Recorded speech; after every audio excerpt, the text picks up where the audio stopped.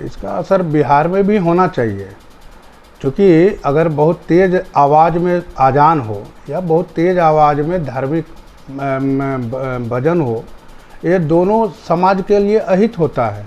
लोग उससे बाधित होता है, उनके कार्यों में बाधित होता है, सुबह की नींद खराब होती है।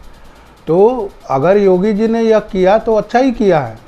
और उसी तरह से बिहार में भी होना चाहिए। बिहार में इसलिए होना चाहिए क्योंकि बिहार में बहुत खुले तौर पर सुबह में जो अजान होता है, अजान के समय में नींद खुल जाती है, सुबह में पढ़ने वाले बच्चों को असुविधा होती है।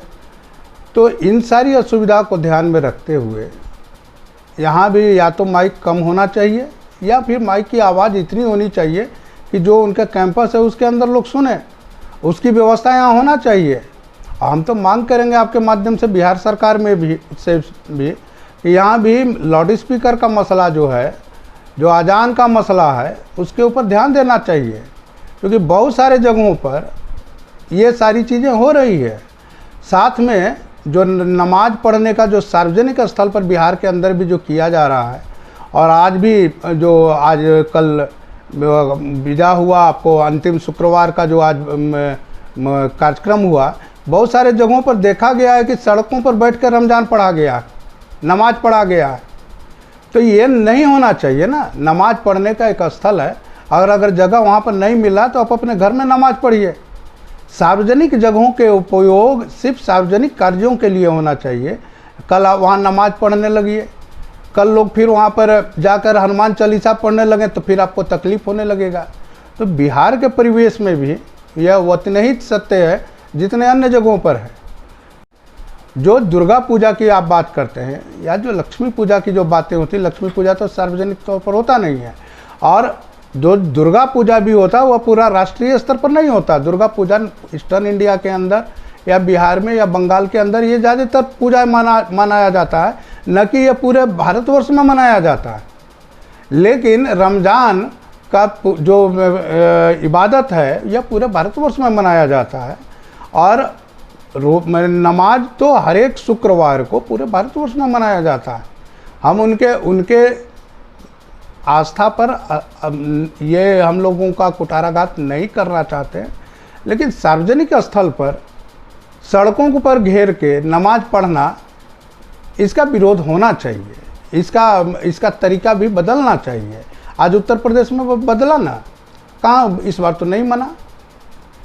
तो वहाँ तो जो धार्मिक गुरु थे उन लोगों ने भी इस बात को माना है। सौहार्द की बात वहाँ भी हो रही है। तो सिर्फ अगर इसका हम लोग विरोध करते हैं तो सौहार्द कैसे बिगड़ता है। कि जिम्मेवारी समाज के सारे लोगों के ऊपर है।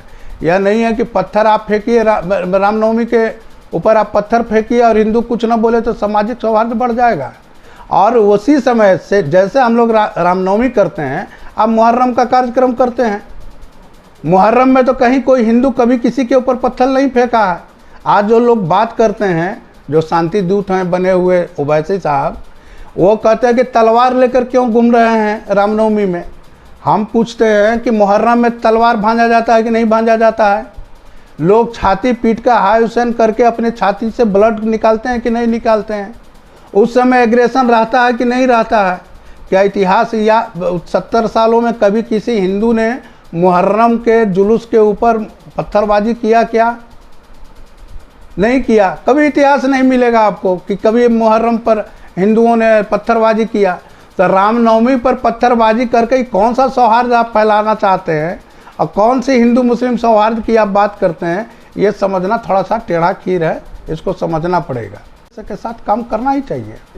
क्योंकि जो परंपरा लागू हो गया है, जिस परंपरा को लोग सौहार्द का रूप दे दिए हैं, यही सारी चीज़ तो है। यही सारी चीज़ षड्यंत्र है देश के अंदर कि हमको ही सारी चीज़ों का ठेकेदारी करना है। हम ही को, जैसा मान लीजिए कि अभी इफ्तार की पार्टी है, इफ्तार तो संघ के लोगों ने भी इफ्तार की पार्टी दिया है। ऐसा है नहीं कि कोई एक तरफ से है। लेकिन यही चीज़ हम लोग भी चाहते हैं कि जो अल्पसंख्यक अपने आप को करते हैं, जो भाईचारा की बात करते हैं, जो हिंदू मुस्लिम भाईचारा का बात करते हैं, जो गंगा जमुनी तहजीब की बात करते हैं, तो ताली कहीं एक हाथ से बजता है क्या? 70 वर्षों से तालियां सिर्फ एक ही हाथ से बजती रही है। और अब उसका मांग शुरू हुआ है कि तालियां दोनों हाथ से बजे। आप भी कीजिए ना, कभी छठ में आइए, कभी आप दुर्गा पूजा में आके तिलक लगाइए।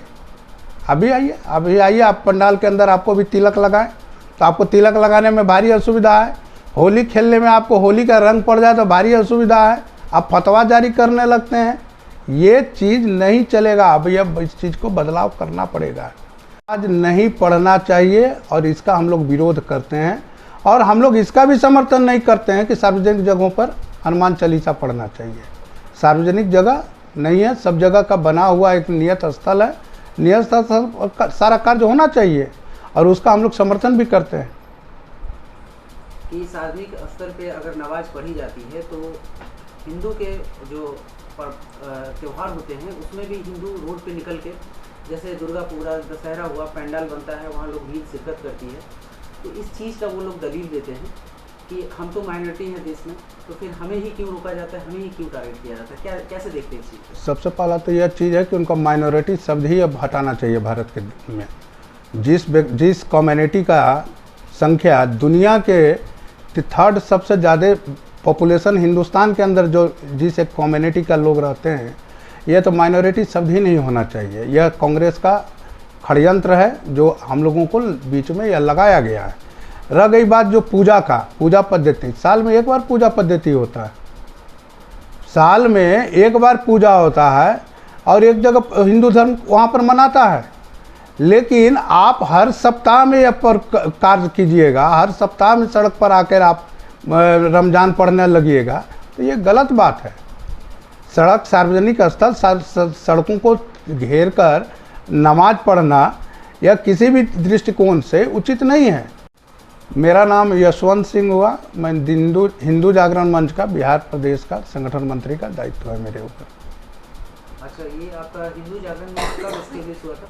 ये हिंदू जागरण मंच सन 2002 में एस्टेब्लिश हुआ। नॉर्दर्न इंडिया में इसको हिंदू जागरण मंच के नाम से जाना जाता है। आप केरला में कर्नाटका में जाएंगे तो हिंदू वेदाश्री के नाम से जाना जाता है। तमिलनाडु के अंदर जाएंगे तो हिंदू मनानी के नाम से जाना जाता है। लेकिन ये संघ का 42 अनुषंगिक संस्थाओं में से एक संस्था है और नॉर्दर्न इंडिया के अंदर हिंदू जागरण मंच के नाम से यह संगठन का जाना जाता है। तकरीबन कितने मेंबर हैं हिंदू जागरण मंच के? कितने इसमें एक्टिव कार्यकर्ता हैं? हमारे पूरे बिहार के अंदर 38 जिला के अंदर हमारी कार्यकर्ता टीम बनी हुई है और आज हमारे पास लगभग 50,000 से 1 लाख के बीच में कार्यकर्ता हमारे यहाँ सक्रिय रूप से कार्य कर रहे हैं।